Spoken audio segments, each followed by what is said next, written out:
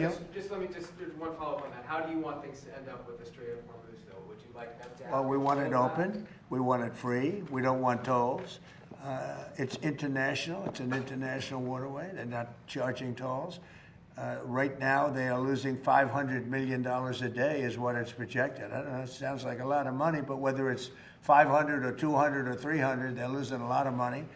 There hasn't been a ship that's been able to get through without our approval.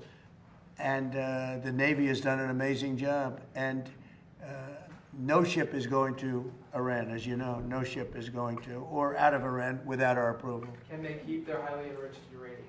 No, we get the highly enriched. We will get it. We don't need it. We don't want it. We'll probably destroy it after we get it, but we're not going to let them have it. Okay? Mr. President, I have two questions. First on deregulation, the second on the Supreme Court.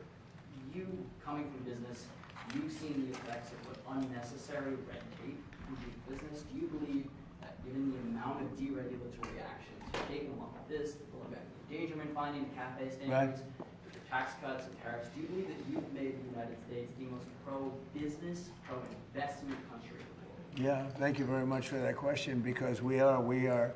For every one new regulation that we add, we're getting rid of 20 to 30 to 40, and now it's actually at even a number. In my first term, for every regulation that was added, we got rid of a minimum of 10. And I understand, Lee, that it's up to 43 or 44 right now. So if we add a regulation, we get rid of 43, 44. We're making it a much more pro-business, pro-people.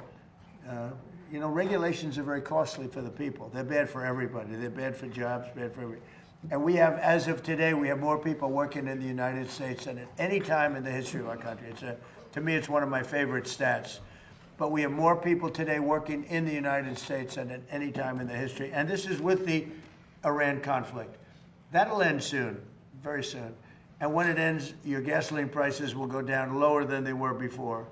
You know, I left Iowa a few months ago, and gasoline was at $1.85 a gallon.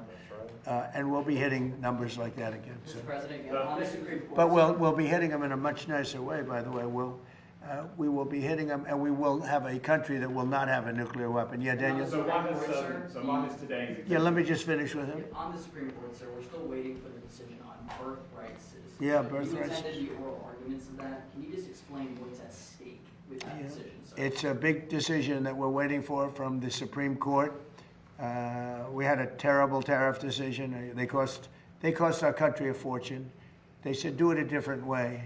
We're doing it a different way, but we're going to most likely have to pay back $149 billion. All they had to do is put a little sentence in there, half a sentence, saying that any monies paid don't have to be paid back. You know, you're talking about the people in many cases that hate our country.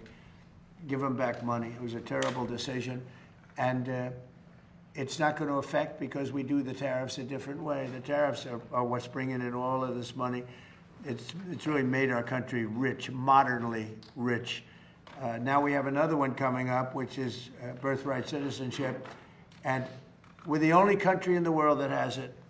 You step into our country and you're all of a sudden a citizen. You come in a certain way. This was not meant for Chinese billionaires to have their children become citizens of our country. This was meant, or other rich people, poor people. This was meant for the babies of slaves.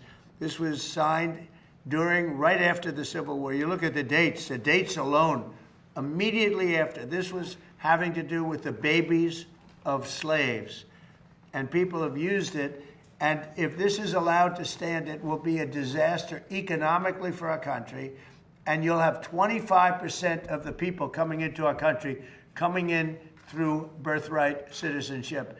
And we won't have any control. This decision by the Supreme Court is a very big one. They'll probably rule against me because they seem to like doing that. You know, frankly, I'm not happy with some of the decisions. Look at NIL. Look what they've done. Look what the courts have done to college sports. They're destroying college sports. They're destroying universities. But birthright citizens are a big deal.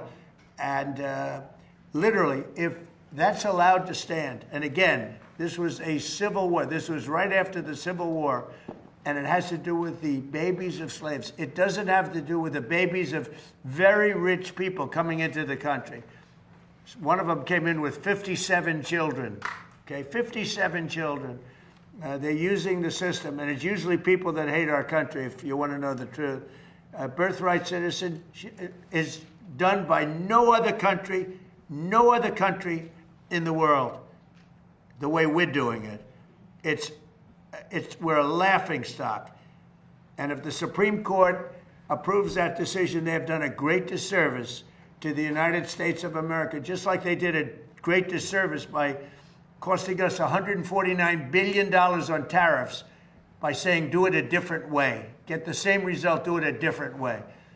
We should have won that decision. We had a very strong, very powerful dissent. We had 3 dissents. So it wasn't like a unanimous decision by any means. We had very powerful dissents. When you read that dissent, people that read that dissent say, you really should have won this case. We should have won that case on tariffs. That case cost our country $149 million. It goes to people that hate our country. So now we have another one coming up, birthright citizenship.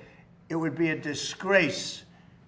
It would be a disgrace if the Supreme Court of the United States allows that to happen. Remember what I said, 20 to 25% of the people coming into our country will come in through birthright citizenship. They'll become citizens through birthright citizenship, and it'll cost us numbers that are, I don't even think they're doable. And it's all up to a couple of people, and I hope they do what's right. Birthright citizenship is a disgrace. The fact that, look at the people that are bringing the suit. Study the people that are bringing the suit. These are not people that love our country, I can tell you that. Mr. President, why has today's executive order on AI been postponed? Because I didn't like certain aspects of it. I postponed it. I think it gets in the way of, we're leading China, we're leading everybody, and I don't want to do anything that's going to get in the way of that lead. We have a very substantial on AI. It's causing tremendous good, and it's also bringing in a lot of jobs, tremendous numbers of jobs. Again, we have more people working right now than we've ever had. I really thought that could have been a blocker, and I want to make sure that it's not. Mr. President, your part. Mr. President. Wait 1 second. With President Xi last week, did you discuss AI safeguards? Who? What? In China last week with President Xi, Yes. did you discuss AI I did. safeguards? No, I discussed it. And he acknowledges how well we're doing. We're doing well. He's doing. It's the two of us. The 2 countries are fighting for it. Other countries are way behind. Way behind. They're fighting for it. They want it. Everybody wants it, but they're way behind. But I didn't want to do it. I postponed that meeting. It was a press conference. It was a signing, actually, because I didn't like what I was seeing. Mr. President, a few moments ago, the Commission of Fine Arts approved your design, the design for your arch. Do you think you need congressional approval? Oh, that's good news. I finally get good news from